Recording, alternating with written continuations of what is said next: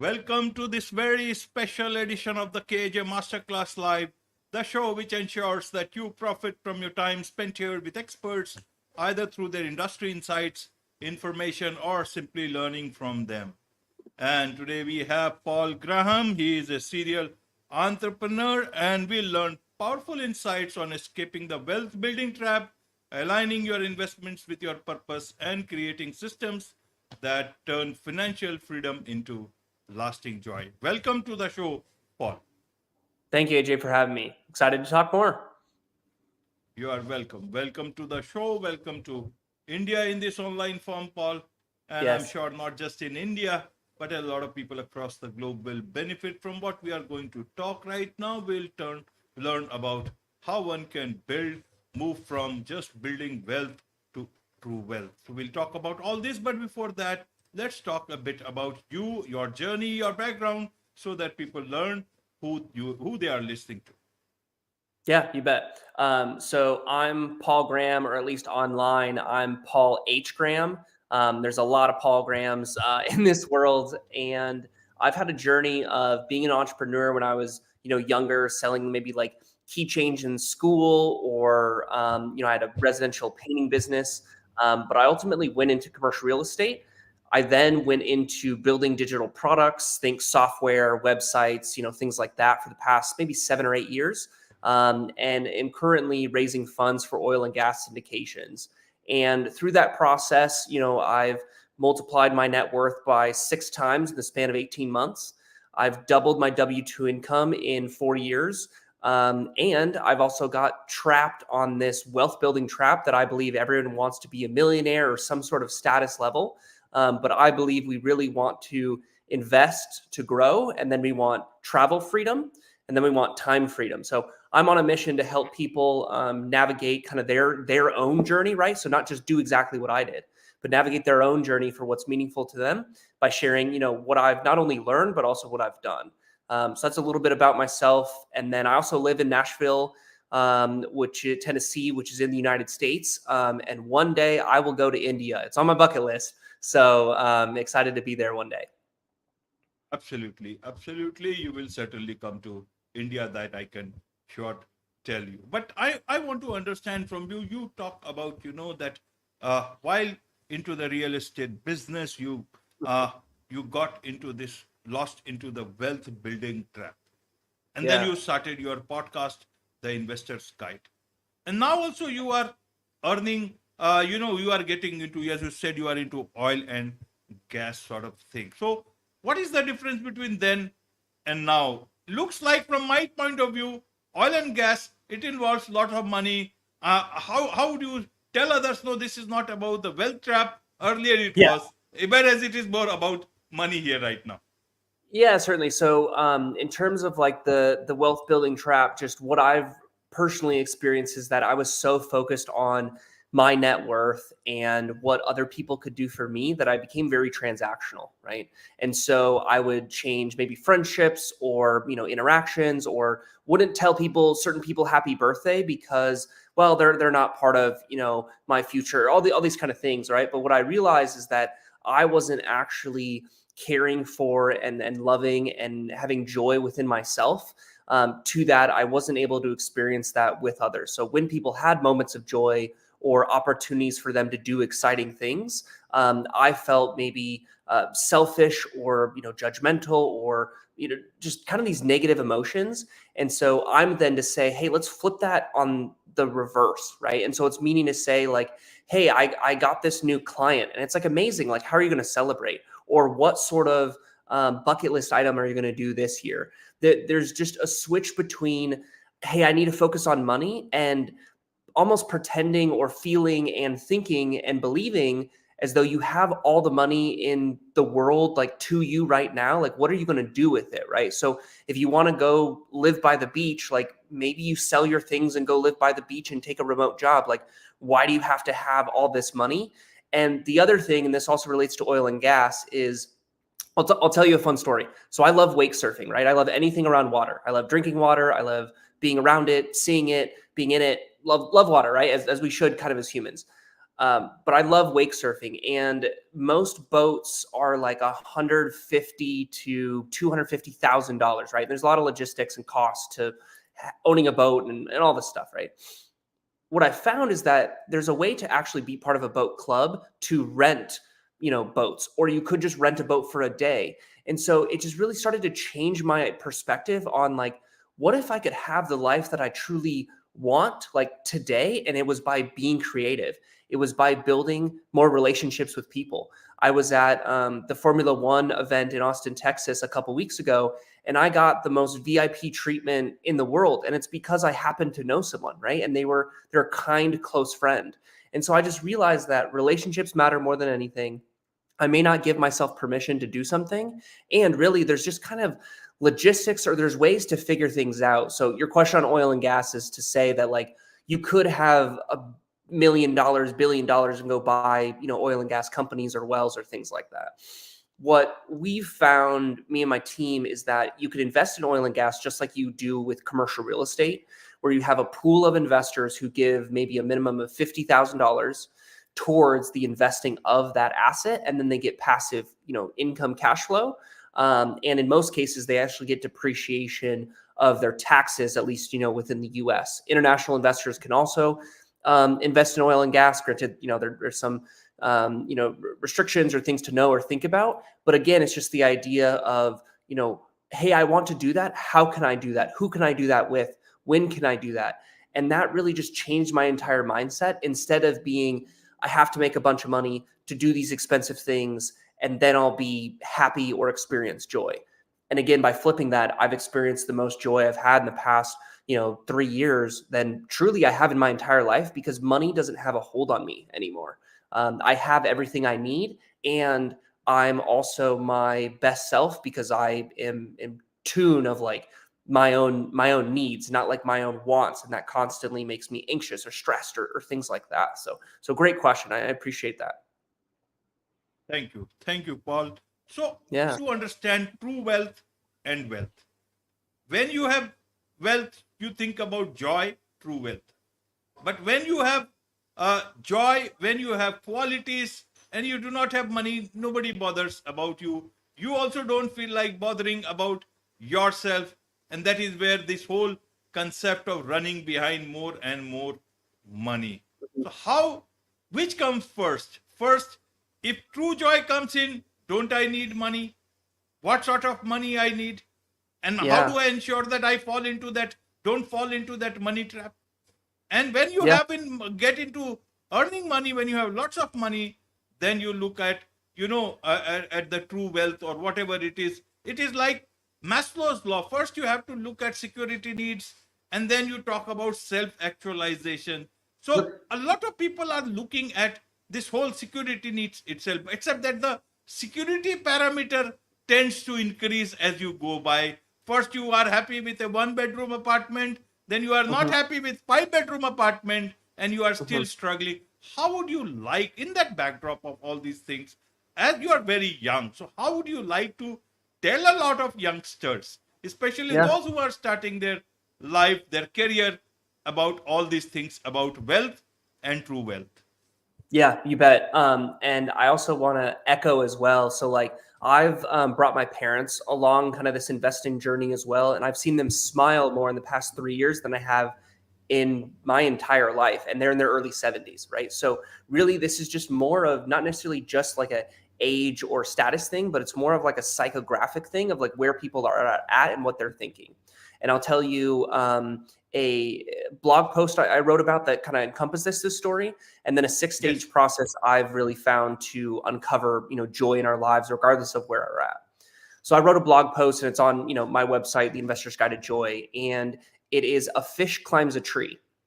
And it's this idea of like, if you see a fish climbing a tree, like that's a sight you can't unsee, right? Like it's a weird thing, right? But ultimately, if you, being the fish, are climbing a tree, it's because of 2 core reasons. First is that you have the utter belief that you can do it, that it is possible, and that you've been made for it, right? Like there's undeniable belief that at some point it'll work itself out. The other core concept is that you have the tools, resources, skills, and knowledge to be able to climb the tree. And if any point you're like, man, I cannot climb this tree, and whatever that tree is, right? Maybe it's, wealth, or, maybe you're finding a girlfriend or boyfriend, or whatever kind of like insecurity or feeling of lack that you have. It's then just to say, well, do I need more tools, skills, knowledge, resources? Or do I need more belief in myself, or like the people around me, or what I'm even going towards? And so why that matters is because that's the first stage of the 6 stages of joy. First stage is going to be understanding yourself, right? Like, is your attachment style, is it anxious or is it avoidant? Are you more extroverted or introverted? Are you more of a, intrapreneur or entrepreneur? There's a number of different things to kind of learn and understand about yourself.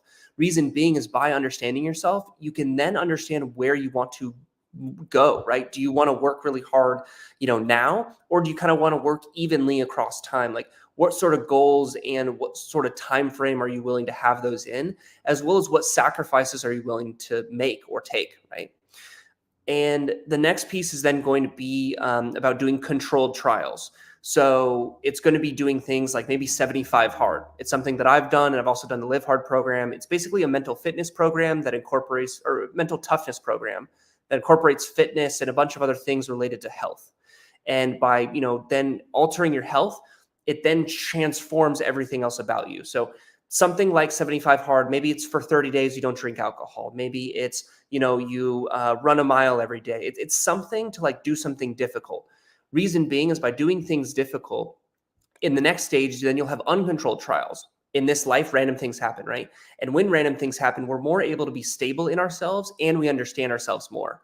For example, when I get hyper stressed, I get super social. And I've realized it's because I'm trying to talk to people about my problems or issues or stress, and have them either comfort me or give me a solution or something like that. And sometimes it is beneficial to go out and meet a bunch of people. Sometimes it's actually not, and I really need to sit with myself or like do nothing, because otherwise I'm just like constantly anxious, right?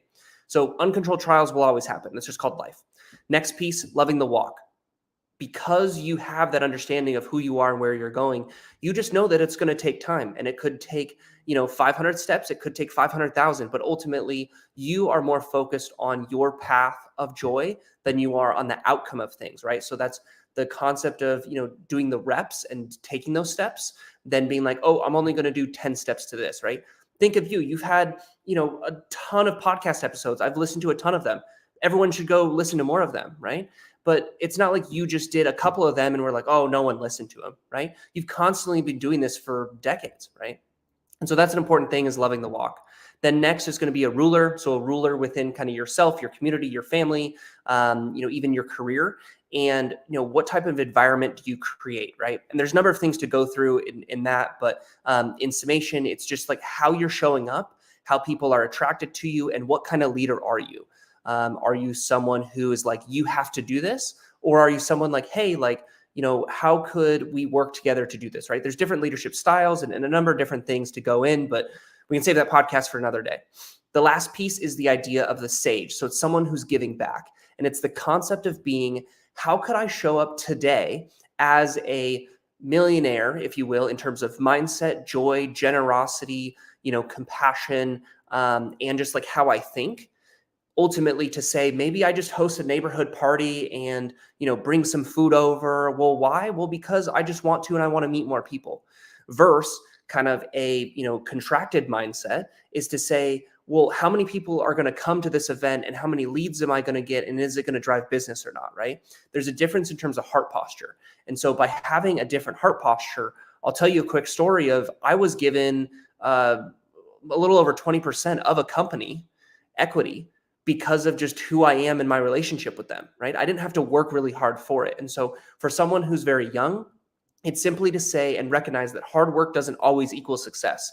You could meet someone on the plane that could be your next investor, or, best friend, or, business owner, or new job. But you also need to put yourself in those environments, right? So it's doing the work, but recognizing that they doesn't always include the outcome, right? It's kind of the idea of like, you get luckier as you do more things. And then for folks who are maybe like middle-aged, if you will, and they're just kind of maybe going through a crisis, or maybe not yet, right? But they could be. It's then to say like, what is this all for? Sometimes we like lose ourselves in our family and, in our roles or jobs or careers. And so it's like, what would be the ideal life? What would your ideal day be? And optimize to your ideal day and then cut out everything that isn't. And then to those that are, older, kind of retirement or things like that, it's a little bit more kind of bucket list focused, but it's also ideal day. If you don't like waking up, watching the news, eating lunch, like reading the newspaper and going to bed, then like don't do that, right? And in some ways, that's my parents' story where, we just went to, I invited them to Central America for the first time and in June, and it's the first time they went there. I also took them to Hawaii, right? And so it's those kind of things where it's like, hey, I'm doing this. Do you want to come along? Type things where people could really just take advantage and really do the things they want to do. But again, permission, logistics, and the creativity of income is typically what keeps people back. So regardless of where someone's at, going through those 6 stages, recognizing that, probably taking a breath, right? And breathing, and then taking action, like I think can absolutely transform you. And the best way to do it is just to take one small step. Like after maybe listening to this podcast, take one small step to whatever future or change you want. Because ultimately, by taking a bunch of small steps, you end up, walking a mile, right? That's how things are done. So. Right, Paul. So you talk about relationship. You talk about relationship twice. One is about the Austin event that somebody invited you, and then you also talk about somebody who was ready to give you 20% of their company. So I want to understand, how should people look at relationship and networking? Many a times you build relationship because you want to build network. And you can't, people, as you said earlier, it was a different world altogether. Even before wishing someone about their birthday and all, one thinks twice. It is in a lot of places across the world. So how would you want to tell people, especially younger people, who are in their journey of this bread and butter and to also some stability in life? How should they look at relationship? How should they look at networking? Is it the same thing? It should be the same thing for them, or should they be two different things for them? How does it look like from your point? That's a great question. I mean, as I've been raising funds, it's been fascinating because relationships drive, substantial change, right? Like you don't get $1 million check from someone you like haven't met, right? Like it's just part of it, right? It's underwriting and it's relationships. And so ultimately it's to say that like, as I've been in different networking situations, there's 2 ways to go about things. Again, kind of transactionally, and then kind of, again, this relationship focus. And so, if it's the difference to say, hey, I have this opportunity. Do you know someone who could invest in this? Or just getting to know someone, right?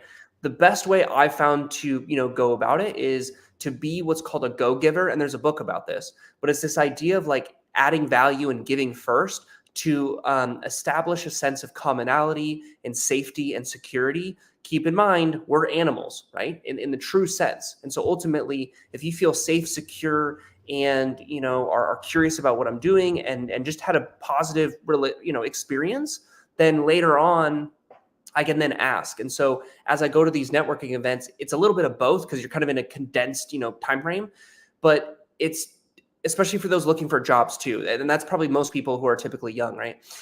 If I was looking for a job, what I would do is I would find the types of people that I, would actually help me accomplish the goal that I'm trying to do and build the relationships with them. Sometimes I've been in seasons where I've been like, I got to build relationships with everyone. No, there's amazing, incredible people on this earth, but they may not help you get actually to where you want to go because they may not have been there or they may not have the connections and the ability. In some ways, I view networking not of just the individual, but of the individual's network, right? And so it's then to say, how can I show up and add value to them, right now? And it's just, I love asking this question. What is your biggest problem or greatest opportunity in your life right now? Some people say personal stuff. Some people say business stuff.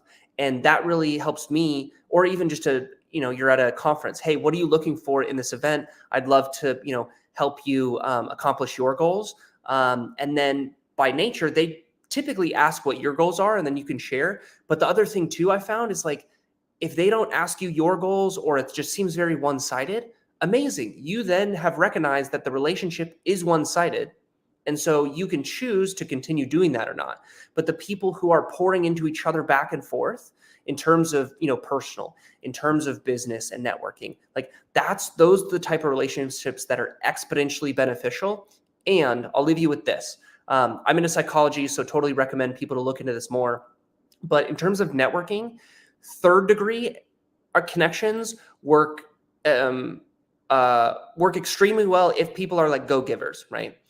They work the best if they're second degree connections, right? So think of LinkedIn. Hey, we have some familiarity, we have some commonality. Could you help me?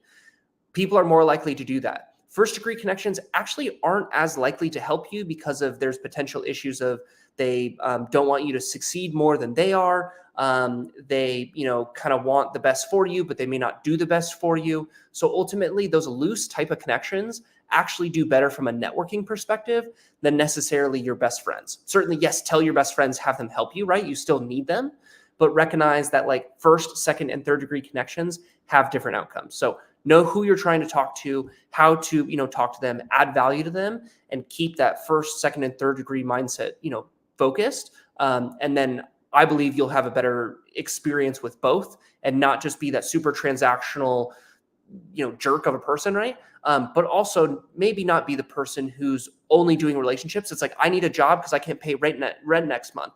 Well, talk to the people that can help you with that, right? Don't talk to aimless people, but relationships they take time. And so also don't be, again, focused on the outcome, focused on the inputs and what you can do to help. And that's why, again, the love of the walk is so imperative, because then you're showing up as a present and kind self, not a judgmental expectation type self, right? Which people can feel when you're building relationships with them in person, over the phone, on Zoom, on email. Like you just show up differently. So all those things are very, very key. So they take time to learn, but again, it's doing them start by start. Absolutely. So one last question I want to understand from you is about control. In Okay. a world full of, people wanting to control a lot of things, forget about others' control, but even in your life, but you are not even able to control your inbox. Messages keep on coming. You are not able to manage that. How do I surrender control in a world which is constantly trying to control me? Even bots are trying to control our lives. Yeah. Amidst all these things, we are trying to create boundaries. So how do Yeah. I surrender control and also maintain my boundaries in these present times? Help us understand this part of life. That's a great question. You asked an additional piece that I love. So, I would say for today, there's two types of control, right? There's people like expecting you and controlling you and having you, right? And boundaries. Again, that's understanding yourself. By understanding what I will and will not tolerate, then, encompasses that.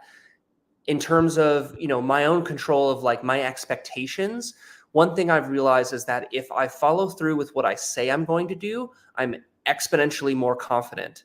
I'm very sure of myself. I also understand myself well. If I know that I could text 50 people today, and I've done that 100 times, I know that I can definitely do that, right? And so that then sets boundary and helps me understand boundaries too. If someone's like, hey, can you hang out in 2 hours? It's like, you know what? I can't, because I know that the things I have to do are going to take this amount of time. Now, that all takes time and practice, and you may not always get it right. But ultimately, by keeping the promises to yourself, you'll understand, again, more about yourself. As it relates to control in terms of outcomes, again, there's this, thought to say loving the walk and not having that, outcome-based mindset. But more importantly, it's also like, why are you, wanting certain things? And also, why are you expecting those things? What I found is that we oftentimes tend to be disappointed from like childhood type stuff. Therefore, we desperately want things to work, and then we'll force it to make it work. And I want to share something. And it's that the most amazing, wonderful, incredible, wonderful experiences in my life have been unexpected. And so the times I've controlled things, I found have turned out so much more difficult or so much more stressful. It's such a challenge. And so again, it's that idea kind of relationships of like, if I'm, giving something and it's not really being seen or acknowledged or things like that, I'll let that be and be like, okay, great. Like maybe it's not the right time or not the right person, just whatever it might be. And I don't know the story, or maybe I asked the story. Hey, like I sent you a couple people for referrals. Like, are there people that you can maybe like send me, right? Like asking is important, right? And that's also a boundary. If someone doesn't follow through with that and they're constantly tanking, you say, hey, no, I don't want that. But it's important to, like you said, understand the boundaries of external things that are happening to you and recognize it's okay that, these things are happening, or also change your environment, right? If you don't want to be around the software bots, things like that, don't or pretend it doesn't exist, right? Or don't use them, or go, live on an island and don't be around a lot of technology. Like, I believe there's options in everything, but we first need to understand ourselves, create those boundaries, and then continue learning about ourselves and recognizing that it's really the end game of our ideal life. It's not about, again, making a bunch of money. If you had enough passive income to live the life you want to live, like, you're set. And by doing the things that kind of want you to, then you're going to relinquish control and you're going to allow things to flow with you. That's kind of how, again, that example of the equity thing came to place. I just really enjoyed the conversation and the person and just kept sharing and giving. And it happened. I wasn't planning on that, right? And so that sort of mindset and heart posture has changed my life. So I really hope that someone not only like listens and hears that, but also puts it into practice. Because I think a lot of times we hear a bunch of things and then we move on with our days and move on with our lives. And so I hope someone really takes away something and actually implements something, because that's a great, great point. Something we're really experiencing right now, right? In the face of a lot of technology and just, control wants and desires. We want things to work out as we want it to, but what if it worked out better? Like, that's pretty exciting. I think so. Absolutely. Life is exciting with Yeah, all it is. these things happening at the same time. So a lot of people who would like to learn more about you, from you, about your podcast, The Investor's Guide, what is the best way for them to connect with you? My website has a lot of information on, mindset or finances. In 2025, I'll be launching a group to help people understand, their investments, outline them in their ideal life, and then building for investing for travel, and then also investing for time freedom. But I'm on all the social medias, either Paul H. Graham or It's Paul Graham. Wherever you typically are. I'd love if people actually reached out in the age of augmented reality and AI and bots and whatnot. I really want to connect with more humans. So whether it's on my website or somewhere on social media, even on this YouTube kind of podcast we're doing right now, would love to just connect with people on It's Paul Graham or Paul H. Graham across the internet. So wonderful. With this, it's a wrap on this very special edition of the KJ Masterclass Live. Thank you so much indeed for joining us. thank you.